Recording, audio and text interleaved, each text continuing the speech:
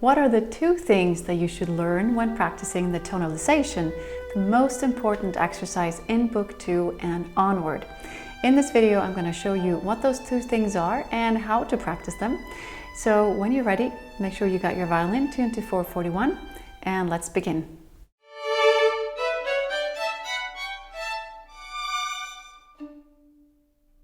Welcome back to Violin Garden.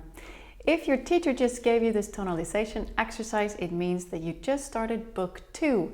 Congratulations! Now in Book 2, the main focus is on improving your sound production as well as your intonation. And those are the aspects that we're going to focus on in the tonalization.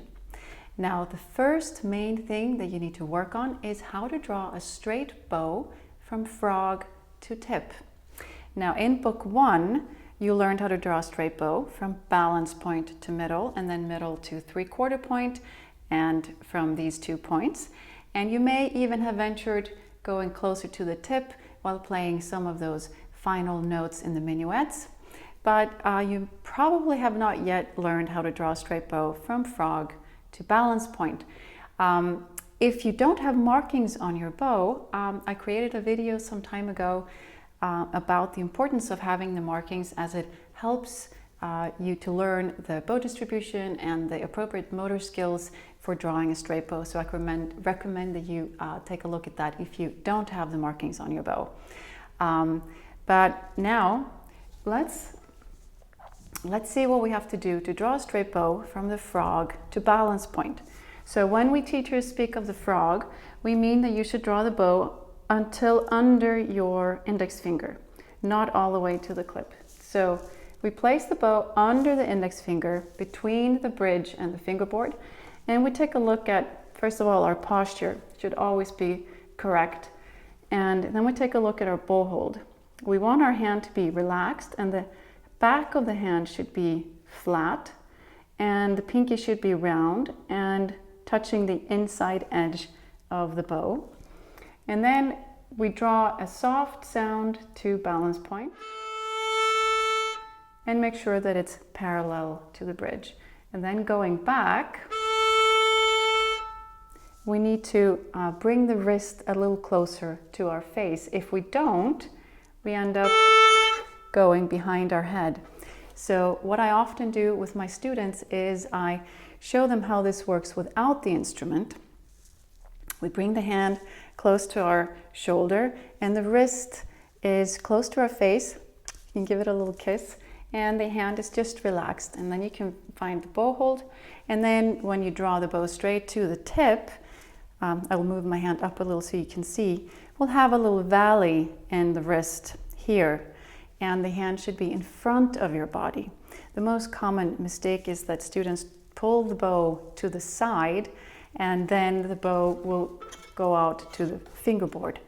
Now we need to have the violin straight on our shoulder, and we always draw the bow straight in front of our body. So you can do this movement a few times, up and down the mountain, I say sometimes to my students. And then with the bow, we can do it a few more times on the balance point, the frog to balance point.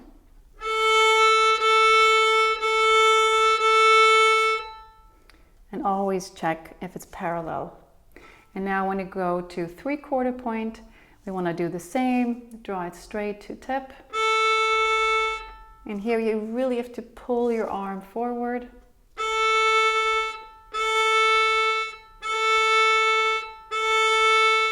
And make sure that your bow has nice contact to the string, meaning that you need to lever a little bit of weight into the bow so that we don't get a superficial sound like this. We want to go into the string like that.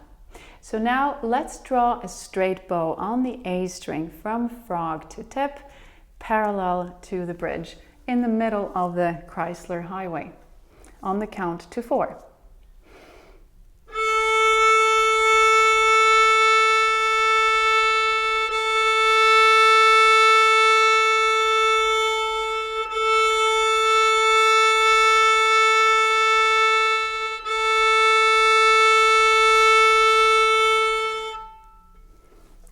good. You can do this as many times as you wish, of course. So now let's play it with drawing a straight bow from frog to tip.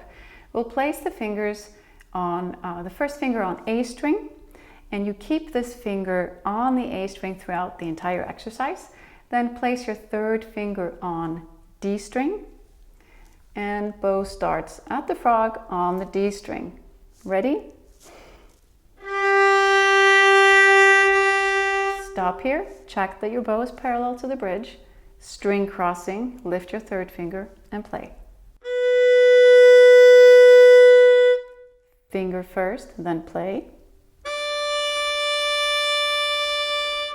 Check your bow, is it parallel? Second finger prepares on the E string, string crossing. Third finger. Fourth.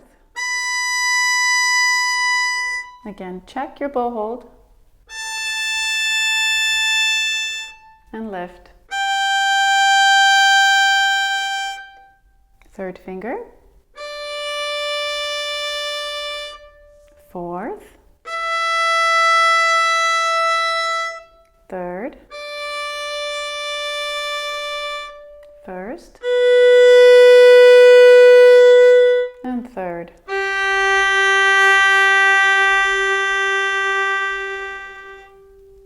All right, now we have gotten to the second point for the tonalization exercise, which is intonation.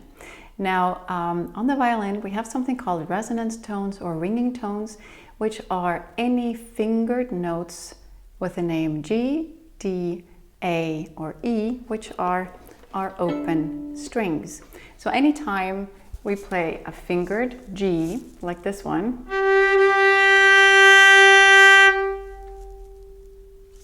the open string, the open G string, resonates, it vibrates, and it resonates along with it, creating a longer hall and a brighter sound.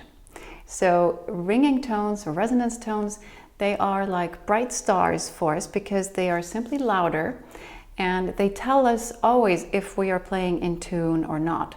So if we know that this is a resonance tone and we play like this and it doesn't really ring, then we know we're playing out of tune. And we can also always compare it to the open string.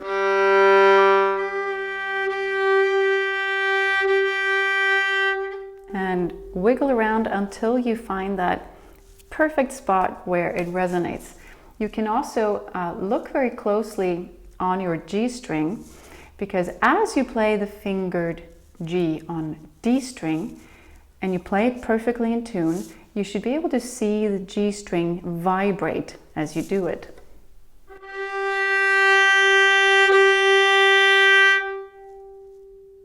Now I can see it very clearly on my violin, and you can still hear the sound.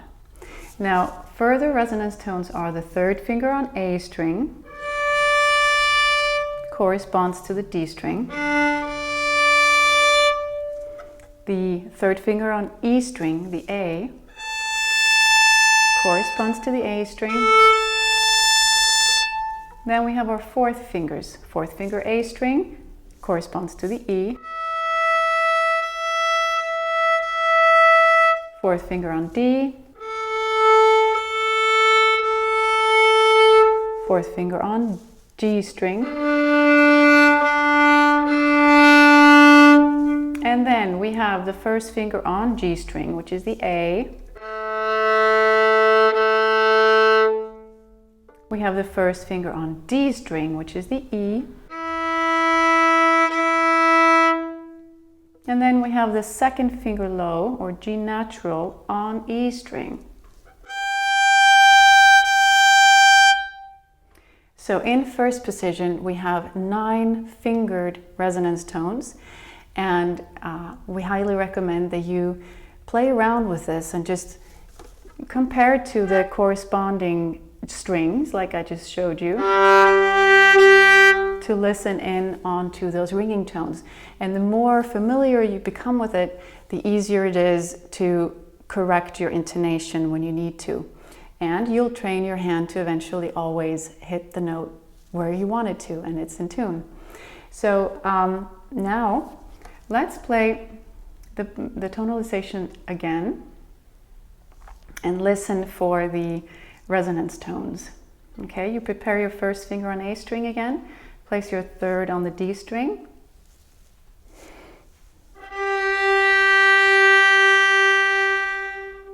Now if you heard it, you move on.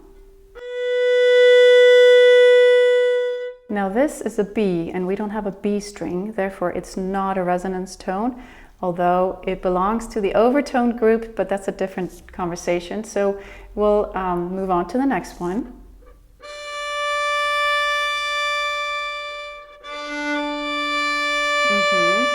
Then we have the G, which corresponds to the G string, and the A.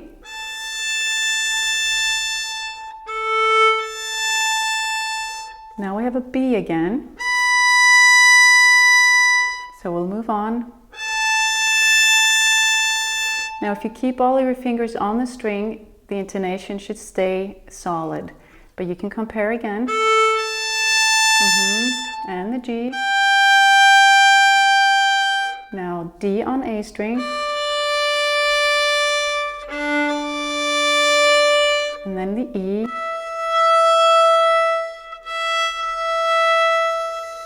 And D again, B, and G.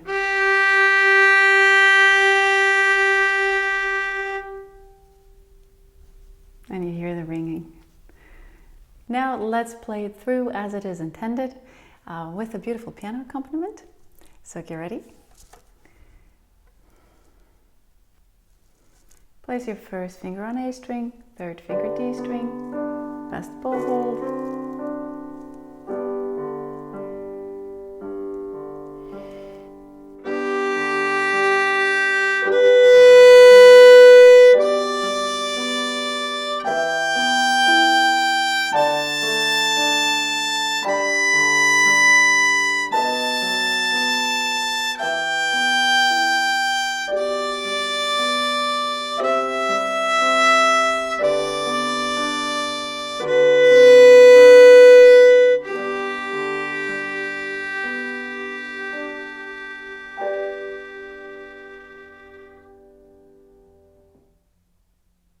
Now all of this should always be practiced with good posture, good violin hold, good left hand hold, and a beautiful bow hold.